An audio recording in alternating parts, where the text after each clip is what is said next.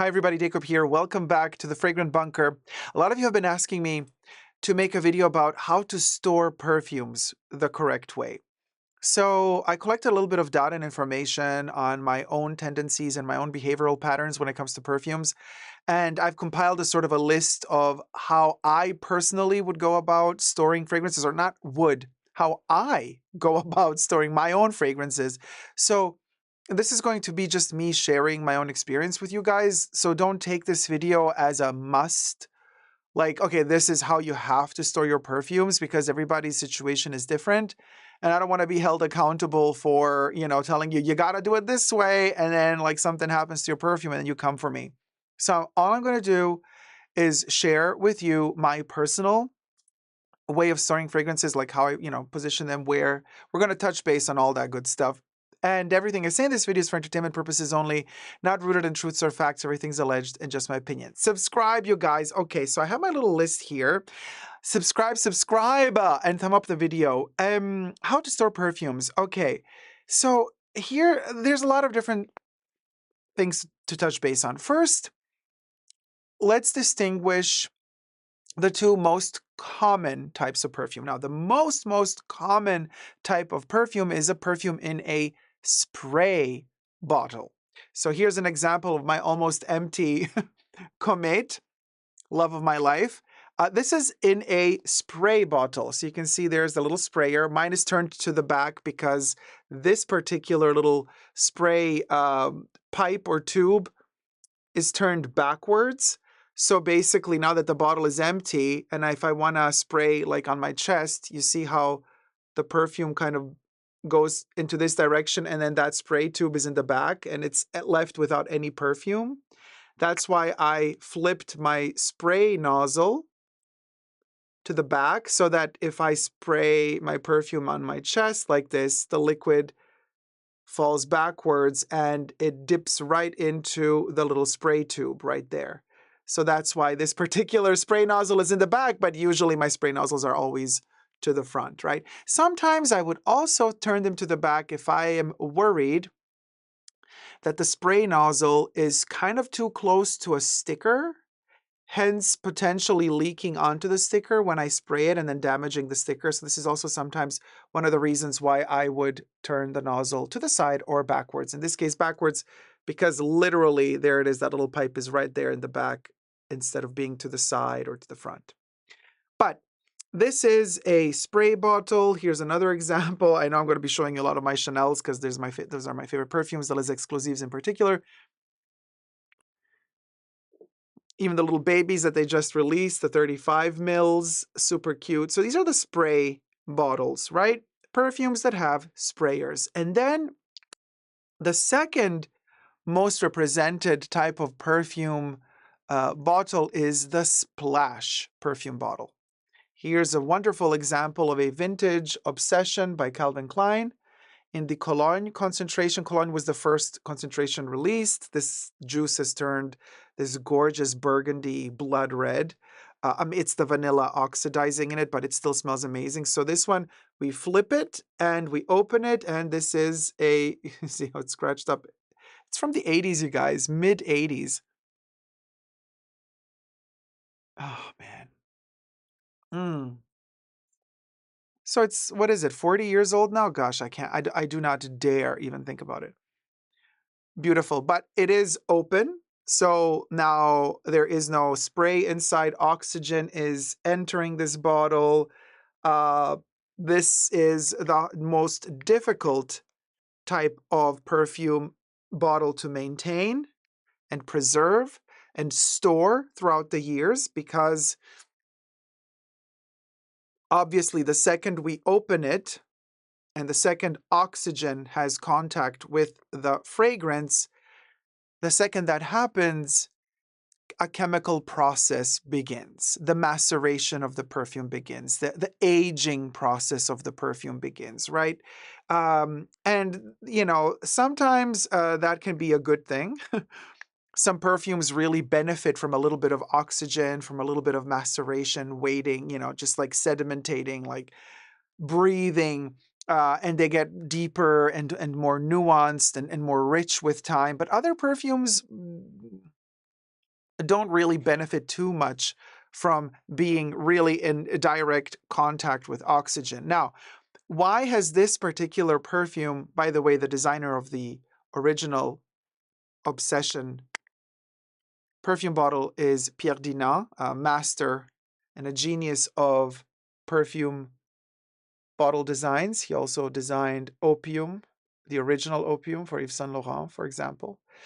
And the Dolce & Gabbana Pour Homme, as well as Pour Femme, the first edition, the beautiful kind of curved bottle.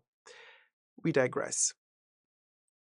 The problem here is, now, if you have, this is why I prepared my cologne, if you have a very citrusy, neroli heavy fragrance like the Eau de Cologne by Chanel, this one, not just by Chanel, but any cologne, this one is very heavy on the top notes, the bergamot, the Sicilian orange or whatever it is, the citruses, and actually how beautiful that the background is an Italian little Riviera side or Lago di Como vibes, Malfi coast. I don't know where we are here. Well, it's an AI generated background, so it doesn't technically exist, but very much a bergamot scenario for an eau de cologne. So eau de colognes don't benefit too much from being splash bottles in terms of preserving, because the question that you guys have been asking me, how to store perfumes. So if you have an eau de cologne perfume bottle and it's like, for example, 4711, the brand that also manufactures like liter-sized bottles, like really huge ones that are splash bottles, you don't want to store a cologne splash bottle for decades and decades. Chances are that oxygen that enters, I mean, if you're using it, right? If it's fully sealed, never opened before, the situation is slightly different.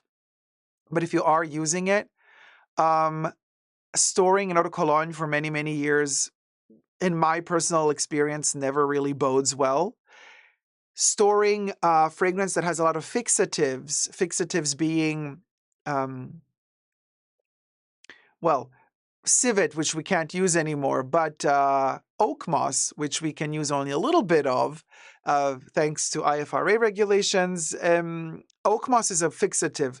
This one, Obsession, back in the day, had quite a bit of oak moss in it. Patchouli, vetiver, they can also kind of function as fixatives in a way. This is an amber accord, very vanilla heavy. The spicier perfumes that have the oak moss, that have the civet from back in the day, those usually tend to kind of, they pickle themselves in a way. The fixatives in those perfumes, what they do is they function as regulators that keep the fragrance balanced and it doesn't go off so easily. The top notes, also we got bergamot here in the top notes, and it has a green accord for Obsession in particular. Those might go off after 20, 30, 40 years of storing it. Like I said, this bottle is 40 years old now, or almost. Top notes are still majestic. So first things first, even though it's a splash bottle, you see, we can preserve splash perfumes for decades and decades and decades. So that whole concept of perfumers in the stores, in the boutiques, in the perfume shops telling you, you have to, buy a perfume and you have to use it quickly before it goes stale or bad. They just want you to come quickly and repurchase the bottle again. So don't trust everything you hear people tell you. I am all for buying less, choosing well, making it last. Very Vivienne Westwood concept. And I live by that concept. I'm also actually wearing a Vivienne Westwood shirt today. Thanks, Viv, for all the teachings you gave us.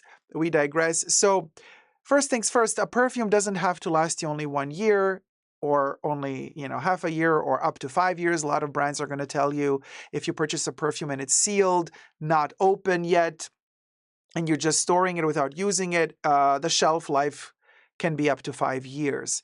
A lot of brands actually renew their fragrances, especially the bigger brands that own their own fragrance boutiques. Chanel, looking at ya. They every year, so they have batch codes on their perfume bottles, right? In the case of Chanel, they're usually etched into the glass in the back bottom side of the bottle. It's right there. There you have it. 9401 is the batch code for this one. This indicates the year and the month in which the perfume was made. They repeat not every 10 years, they repeat every 8 to 9 years for Chanel in particular. Other brands have other batch code systems. But for example, just to give an example, beginning of 2025, Chanel recalled back from their own boutiques all of the fragrances that had the batch codes beginning with a 7. Actually, also a 6 in some cases, because not all 6s were sent back yet. So what I'm saying is, if they have a perfume or cosmetic items, but let's focus on perfumes. Their cosmetic items have also the same batch codes, by the way, the same batch code system, the 4-digit system. But let's just, because I want to say let's just focus on fragrances, because obviously skincare products and makeup products have a whole different type of shelf life, calculation, and different legalities that go with them, different health issues that go with them potentially. So let's put that to the side. Let's just stick to perfumes. So yeah, so they recalled all the 7s. Now Chanel currently is in the 0s. So after they've done the 9, they start from 0 again. So now in beginning of 2025, if you purchase a brand new, newly manufactured Chanel perfume, chances are the batch code is going to be beginning with a 0. And they're almost at, they're like at 09 something something. After 09 comes again 1. So Chanel is about to begin their 1 series batch codes again, early 2025. So they are now recalling all of the 7s. Now, I have quite a few Chanel perfumes with the batch code 7. And since they repeat every 8 to 9 years, I also have batch codes that are 8, 9 years old, 16, 17 years old, and they're totally fine. Even though Chanel has to keep it, by the books, keep it fresh. They want to sell their customers the freshest batches, and they recall them after a certain time has passed. What do they do with it? Like many other perfume houses, they destroy them. Now, the legality, I know that Europe is now banning destruction of your goods if you don't sell them. Like, how do you have to deal with it? I'm sure there are loopholes, and I'm sure there are also loopholes that can be utilized by the brands when it comes to these beauty products, because they are also connected to a shelf life, longevity, health hazards, if something gets old, blah, blah, blah. The legalities of all of that I do not know, because I'm not a lawyer, but I do know that once Chanel recalls a product with a certain batch code, the boutiques send it back to their mothership, and nobody else gets to see it again. It's not like they gift it for free and say like, oh, here, you want to use it? We're not going to be able to sell it anymore, so here, take it. No, that's not how it works. Unfortunately, other brands do the same or similar. But, so let's say they have sent back, so this year it's going to be the 7, next year they're going to be sending back the 8, and so on and so forth. So they sent it back, but you are on a secondhand platform, and you are very sure that the seller of the product is not going to, trick you. They're not going to sell you a fake. You trust the seller to sell you an authentic item, and you see that that perfume has a batch code 7, 6, 5, older perfume. And you think to yourself, but the manufacturer recalled those batch codes just this year, so is it old? Potentially, potentially that smell could be off. The perfume could be off. Like I said, the batch codes repeat every 8 to 9 years. Different brands have different batch code systems. So in some cases, some brands have batch codes that repeat every 10 years. Some brands have batch codes that might repeat every 5 years. You got to do your research on the specific brand you are interested in purchasing. But what I'm saying is, I personally, from my experience, have not noted that every fragrance expires no matter what after a certain amount of years has passed since it's been manufactured, or since it's been manufactured and stored sealed, or since it's been manufactured and then opened and utilized. So it got some oxygen coming in. I have experienced all forms of freshness factors in fragrances. The oldest Chanel perfume that I have is from the 60s, a Chanel No. 5 Extrait, huge bottle,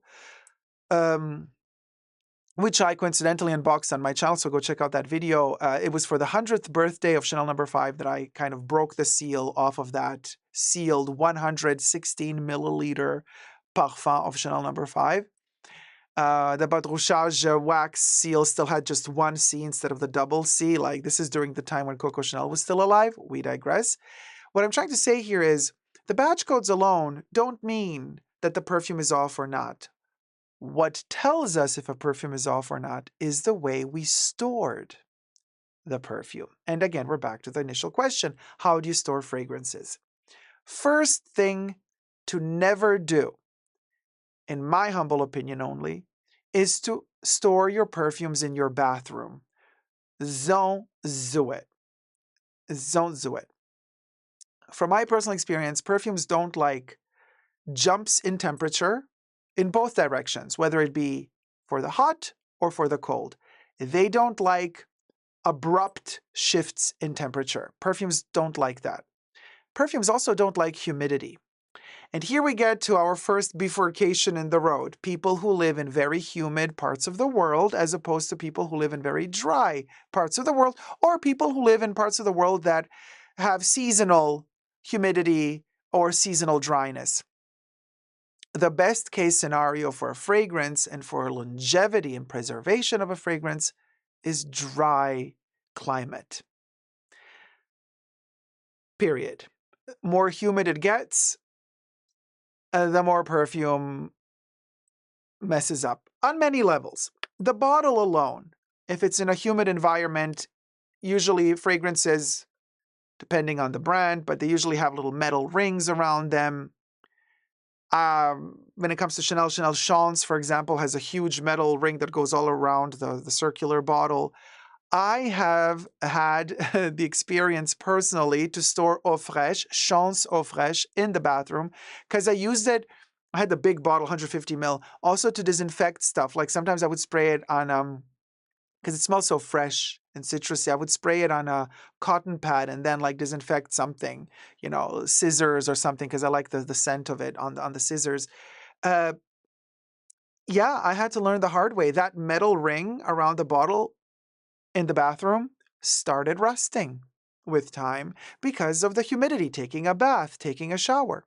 But I've also noted that the fragrance itself kind of almost like started smelling after a few years as if it were washed out a little bit. Like, the intensity was lowered. Like the more time a perfume spends in humidity and the more it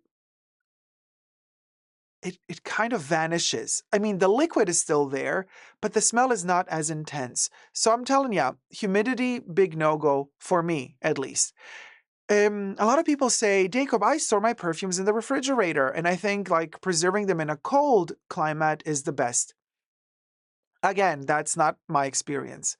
I never put perfumes in the refrigerator for several reasons. One is you have to, in order to, okay, so let's say you store your perfume in your refrigerator and you want to use that perfume. Now, the temperature inside the refrigerator is a certain cold temperature. Outside of the refrigerator where you are is warmer. So in order for you to actually spray that perfume onto you, you have to take it out of the refrigerator, spray it, and even if you're super fast and you take it out, spritz it real quick, seal it off again, put it in the fridge and close it again, then you might think, well, the perfume was cold. I quickly took it out in the warm climate where I am, and then I'll put it back in the fridge. It's going to be fine. Even that quick couple of seconds or a minute that you used to take it out of the fridge to spray it on and put it back in, you gave that perfume a temperature shock. You gave that bottle, you gave that perfume a temperature shock. It might be a little temperature shock, but you gave it a little ding. And the next day, you want to use that perfume again. You open the fridge again. You take it out again, quickly put it back in. You give it another little ding. So you kind of keep shocking it. You're giving it temperature shocks, and that destabilizes the whole formulation of the fragrance, from my personal experience, because the refrigerated perfumes that I've had, and this is, I'm talking decades ago, and I don't do that anymore, ever. What happened to them was, on one end, because of the cold temperature in the refrigerator, similar to the situation with the humidity in the bathroom, they kind of lacked depth. They became more shallow, more watered down in smell. It's almost as if the cold And I'm just, by the way, what I'm about to say now is not really backed by any scientific, although, look, I'm no scientist, right? And I'm no pharmacist and I'm no chemist. But I do know a couple of things. When you heat something up, the more you heat it up, the more the molecules move faster. Everything starts spinning faster and faster, right? And the more you cool something down, and the more everything kind of stops and moves slower or less. And it almost feels as though when you're using a fragrance at room temperature, although all those fragrant molecules, they're moving at a little bit more of a romantic, emotional pace. And I feel like when they're in the fridge, they're kind of not really moving that much. So if I spray a perfume when it's like kind of sleepy, dormant, and hibernating, it's not going to pop that smell as much as it will if you're using it from room temperature. And just to prove my theory, perfume also goes through head, heart, and base notes on your body when you spray it on. And in fact, the most deep and beautiful part of the perfume is the base of the fragrance. And we reach the base thanks to our body heat. Yes, also thanks to our personal hormonal balance and structure, molecules and oil balance on our own body. But also it's about the heat. Heating up that perfume with our body pops those molecules and mixes and blends everything together. And we finally reach that base note of a fragrance in the dry down, which is really beautiful. It's almost as if you're killing off that base accord if you're freezing your perfume. I mean, freezing. There's alcohol in it. Technically, it can't freeze. Although I have frozen alcohol as well. It all depends what are the ingredients inside of that bottle. But keeping it in the fridge, not in the freezer, from my experience, the perfume doesn't smell as intense. It just doesn't, it lacks the ability after a certain time. For me, if it's kept in the fridge for too long, it's almost as if the perfume lacks that ability to hit that beautiful, deep, rich, intense dry down. Coincidentally, same applies to taste. I can tell you right away, I'm not a fan of putting chocolate in the fridge. Some people love to put chocolate in the fridge and eat it kind of cold. For me, it kills the taste. For me, chocolate tastes the best when it's at room temperature. And when you put it in the fridge and you take it out, it doesn't have that richness, that creaminess, that denseness, that denseness, that's a new word, that it has if you keep it out. Same applies to perfumes for me, from my personal experience. I repeat, I'm no chemist, nor do I care to be one. But I'm telling you, from my experience, perfumes in a fridge, no go for me. So I store my perfumes always in the open around my house. Where? Everywhere. Literally everywhere, except for the bathroom and the fridge. I have some in the living room. I have some in the hallway. I have some next to my bed. I have some on the floor next to my bed, next to the couch, on the couch table. I have some on the kitchen table. I have some on the kitchen counters. Like for me, perfumes are like my friends. I surround myself with perfumes like people would surround themselves with, I don't know, decorations for the house, a vase or a vase here, a little decor item there, a little statue here, a little painting there. I do that with perfumes. And I gravitate towards them. So I kind of like decorate the house with perfumes and I just grab them when I'm in the mood for something. I also have a shrine, like a vitrine, like a glass vitrine in which I also put them on display so it looks like a museum, which I also love. But my perfumes are like my friends. They're always with me. They're moving around as I'm moving around. The ones I like the most throughout the day, I take them with me throughout the house. If I'm shifting from room to room, they follow me so I can sniff on them. I don't necessarily always spray them. Sometimes when I'm just living my day at home, I just want to, lift the lid and just take a sniff from the bottle and put the lid back on, and that's enough for me. I don't always have to spray and douse myself fully, although I always wear fragrance. But sometimes, I just walk through the house and I sniff on them throughout the day, all different sorts of perfumes, without necessarily spraying them on, and they just kind of re-trigger memories, stories, and all of those emotions that you really truly get if the perfume is at the same temperature, room temperature, as your body is. Uh, it's kind of like you're communicating the same language because you're both in the same temperature. It's like you're both on the same continent, you're in the same room. If the perfume is in the fridge, but you're not, the perfume is telling a different story. It's not living in the same moment as you are. And so when you kind of lift the lid and you're smelling it cold, it's not going to hit the spot the same way as if it would hit the spot if you were both in the same temperature. Acclimatized. Climate. I know the word in Italian, but like you would say, non siete acclimatizzati. So anyway, acclimatized, I guess, would be a version of that word. So, and also perfumes are capable of really shifting and adapting to temperature changes, just like we are throughout the seasons. By this, I mean, if the perfume is standing outside on your, bedside table, and it's summer now, and then slowly we get into fall and winter. It takes those 3 months of summer, 3 months of fall, 3 months of winter, and there's like a progression in the heat shift and change. Perfumes are capable of withstanding those changes, just like our bodies are, but they adapt. I feel they don't really adapt if you kind of put them in a fridge. And then it's a climate shock. There's no progressive, slow getting colder. From summer, we slowly fade into autumn, then we slowly fade into winter. There's none of that happening anymore once a perfume is just shocked by temperature, whether it be heat or cold.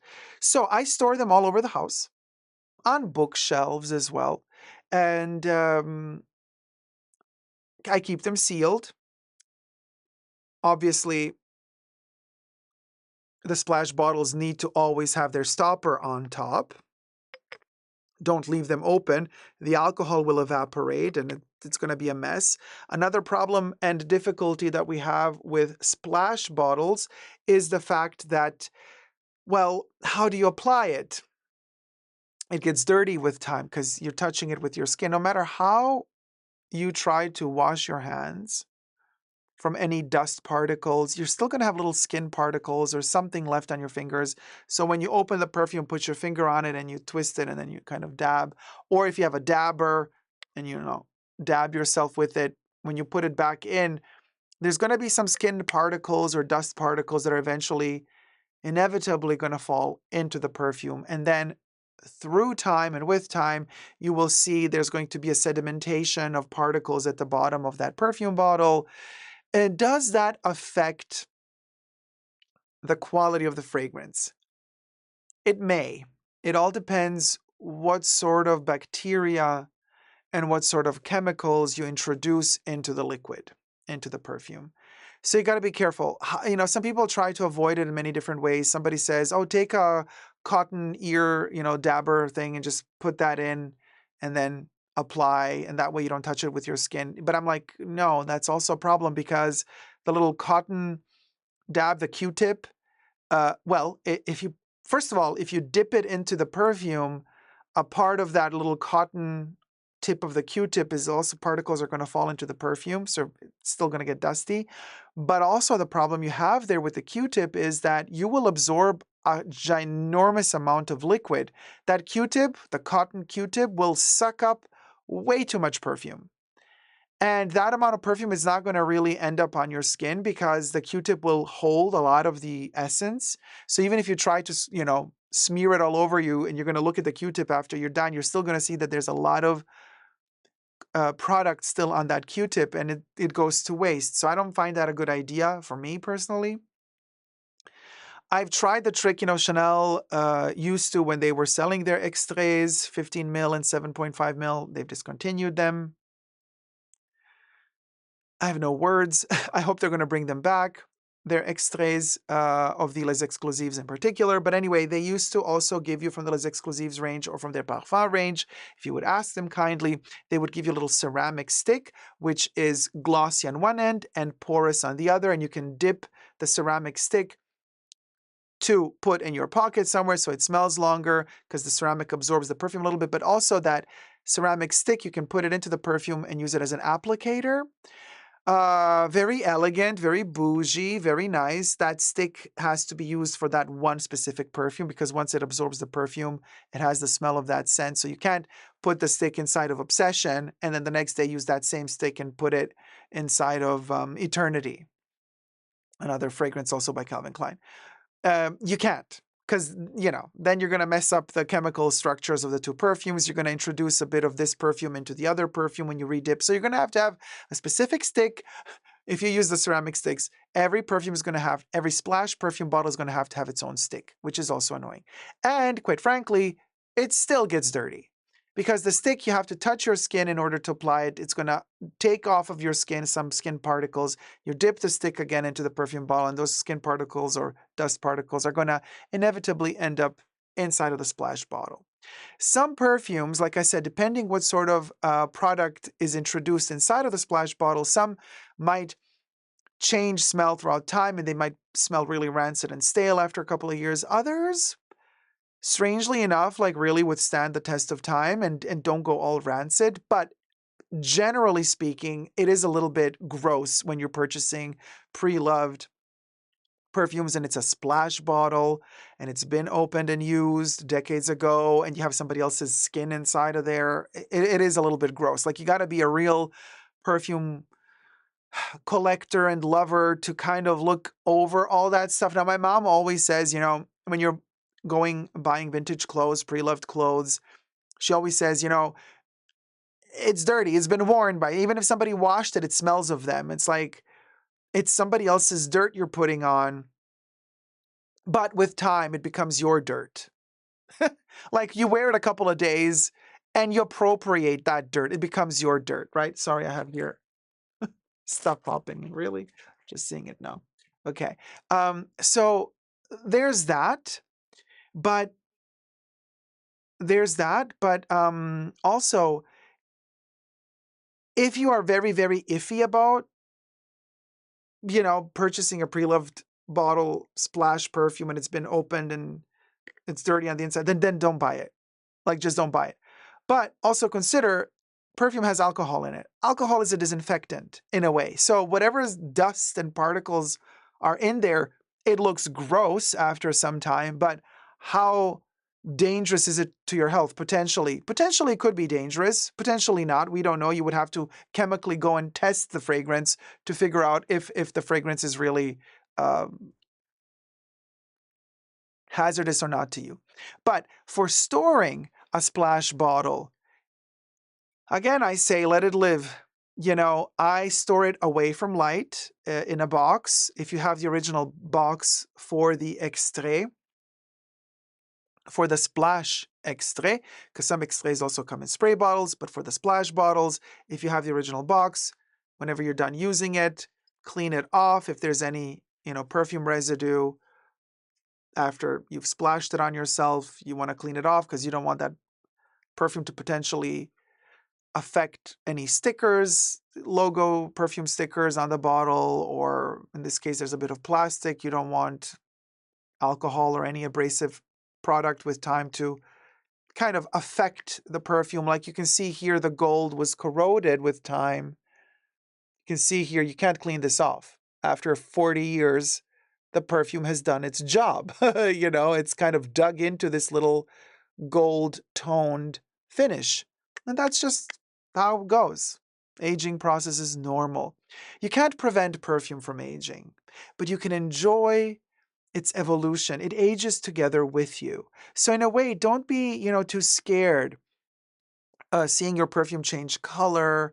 Again, if it has a lot of vanilla in it, it will oxidize and it will turn darker. The fact that it turned darker does not mean that it's now bad, that it smells bad now. Not necessarily, not at all. A lot of my vanilla-based perfumes are just as beautiful, if not even more deep and rich and dense and better after they have macerated and after they've kind of absorbed oxygen and they've oxidized and turned darker with time. So that is no indicator that a perfume is bad because it's dark in color. What is an indicator that it's kind of bad for me is when the liquid, so you see how dark this liquid is, but it is quite transparent still. Hold on. There. You can see, I just turned the light on behind it. So you can see how the liquid is very, minus my fingerprints, you guys, okay? But the liquid is very transparent. Where is it?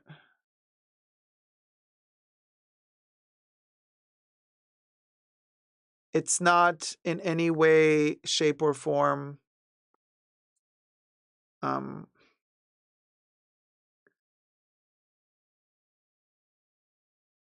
muddy, okay? And by that, what do I mean? I mean, sorry guys, everything is a mess here now.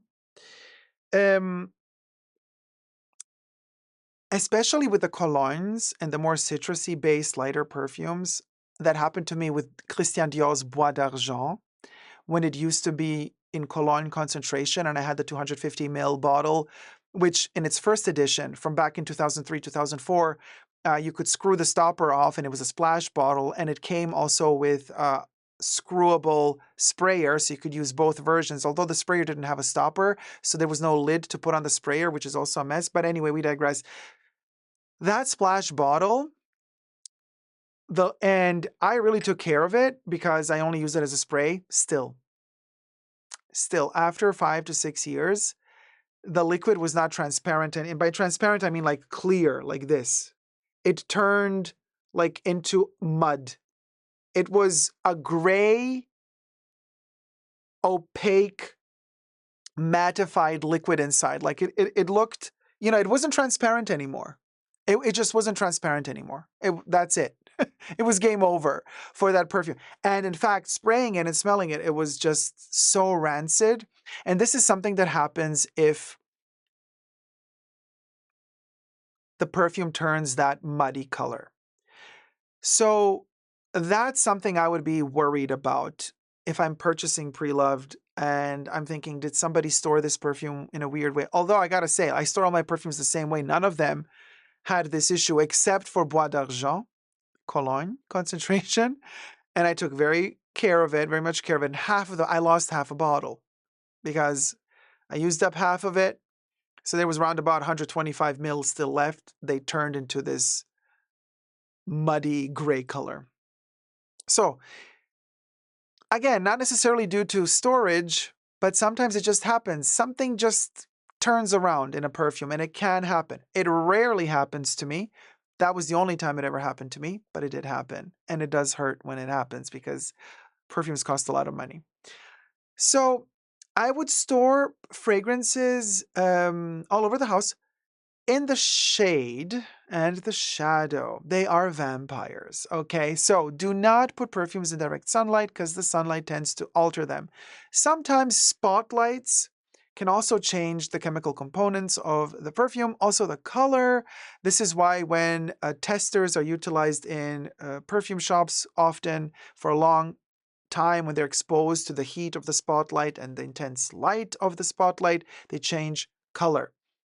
Again, with Chanel, we see this quite often, especially with number 19. Number 19, Eau de Toilette, that technically has a green color. Also, Paris Edimbourg from the Les Eaux collection. You can see that the ones that are exposed to strong lights and heat in the Chanel boutiques, they turn blue in color. Like number 19 looks bluish, Eau de Toilette. The Eau de Toilette looks more blue than green. Paris Edimbourg, the same. Paris Edinburgh, Les Eaux. Also kind of, instead of that green, cypress, pine accord color, hue, nuance, it turns into a blue color. Sometimes that also prolonged exposure to overheat from the spotlights makes the perfumes just kind of, it waters them down so they don't smell as intense anymore. That can happen as well. However, there are exceptions. My personal exception is Chanel No. 5 and the Eau de Parfum, and Chanel Pour Monsieur Eau de Toilette. Those are the two concentration and two perfumes that when they're brand new, fresh batches, I would take them out of the box and put them, in the window and let them get some direct sunlight for a couple of days. And this is just my personal preference. Some people don't like to do that at all, and I get it, but I just do that to kind of kill off a little bit of the top notes and deepen the base note of the perfume. It just deepens the smell of it. It ripens it a little bit quicker.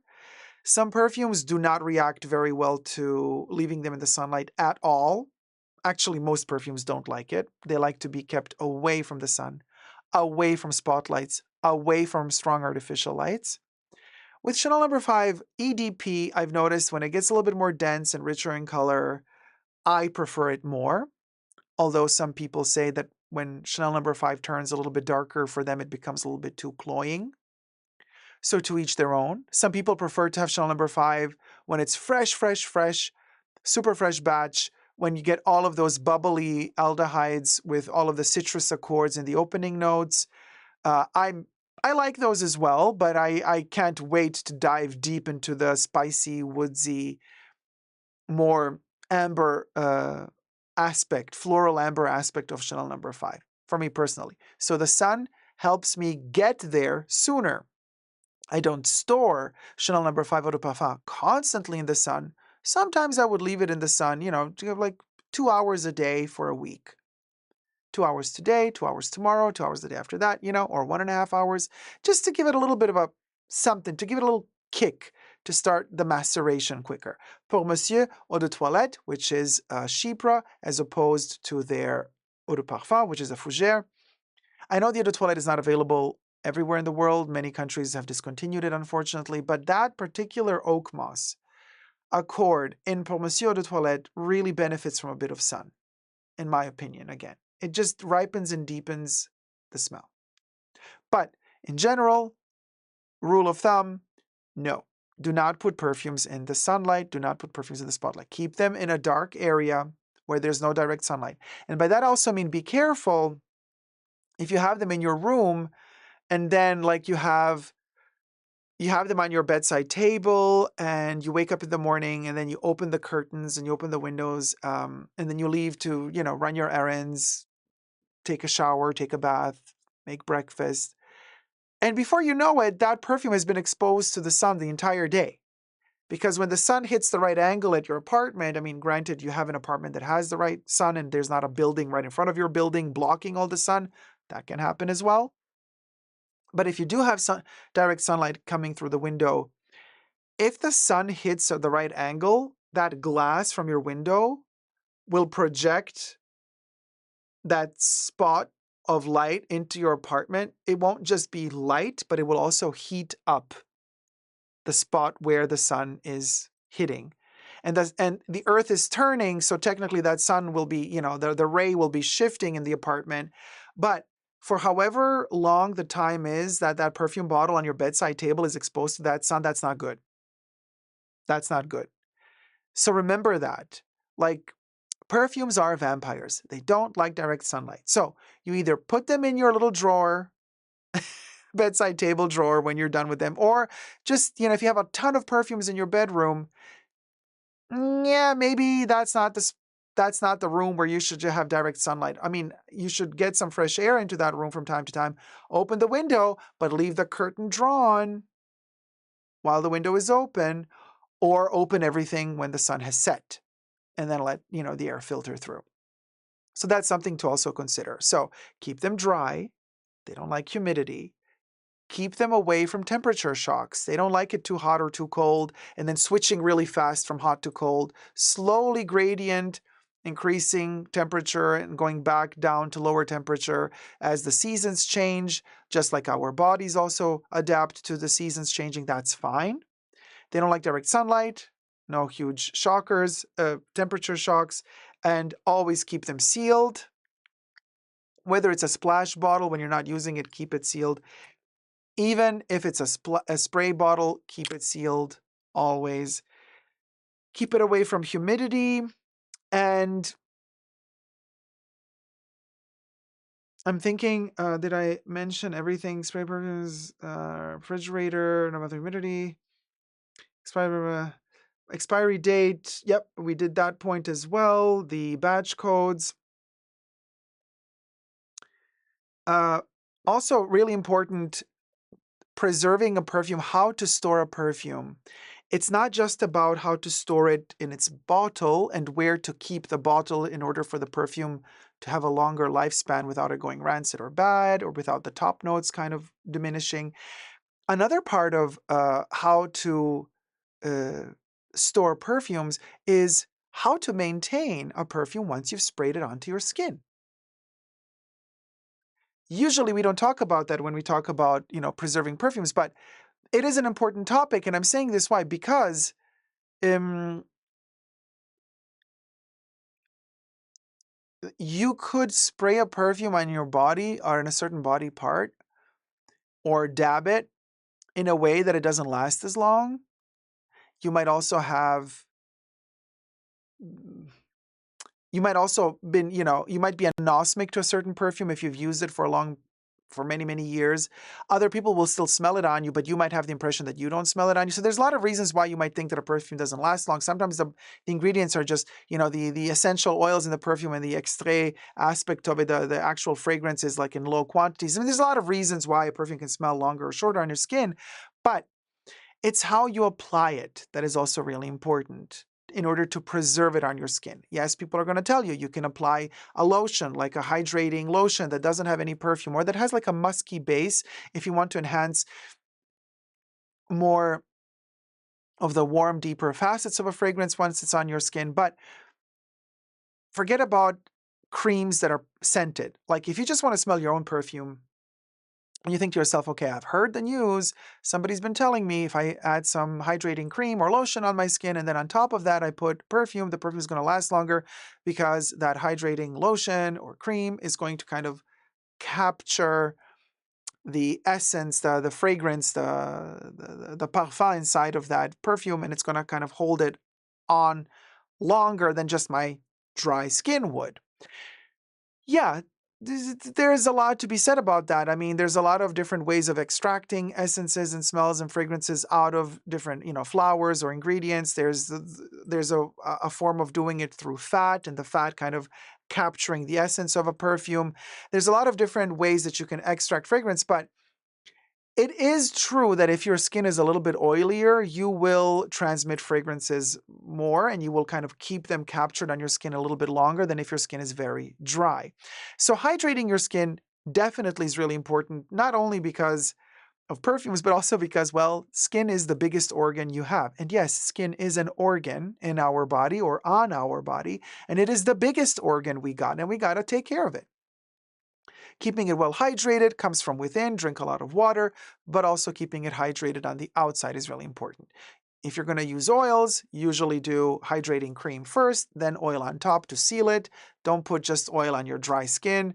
Well, depends what you want to do, but usually you put hydration first, oil on top. Seal the deal, and then spray the perfume on top of that if you really want to go the extra mile. But very important, this really kills a perfume. When you spray it on and then you start rubbing, big no-go. You are breaking all those perfume molecules. You are ripping them to shreds.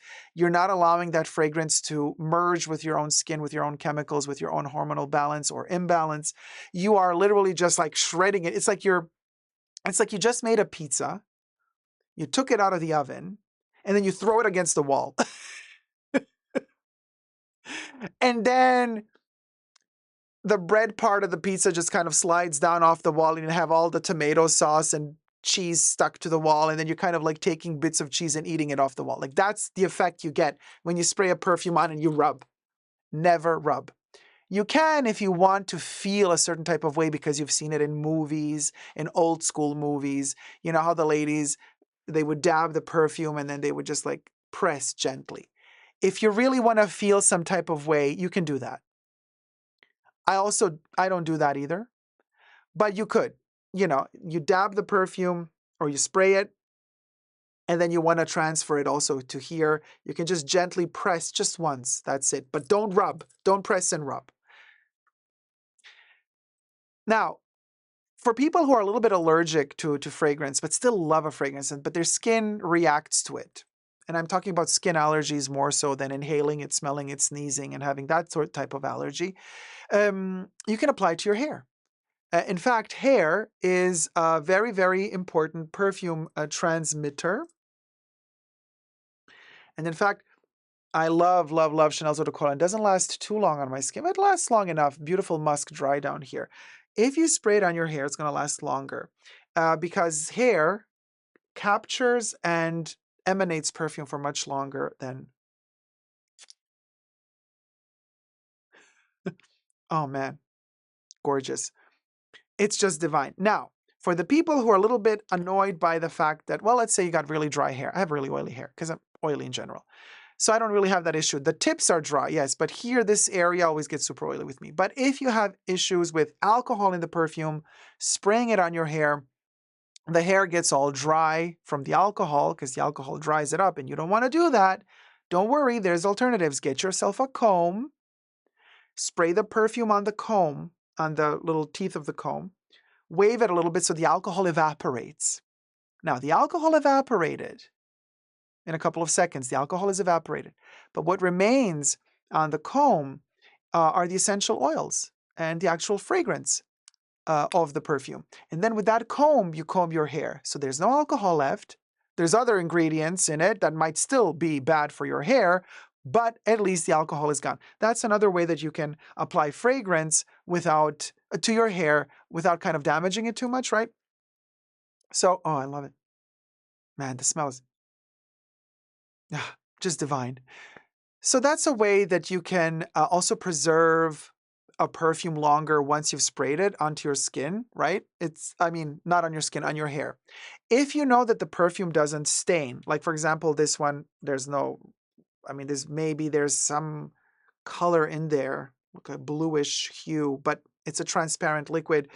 This one probably is not going to stain. You never know, but I would never spray perfume on white shirts and white clothes. Darker colors are better. If you want to spray it on your clothes, clothes can also hold fragrance longer than skin.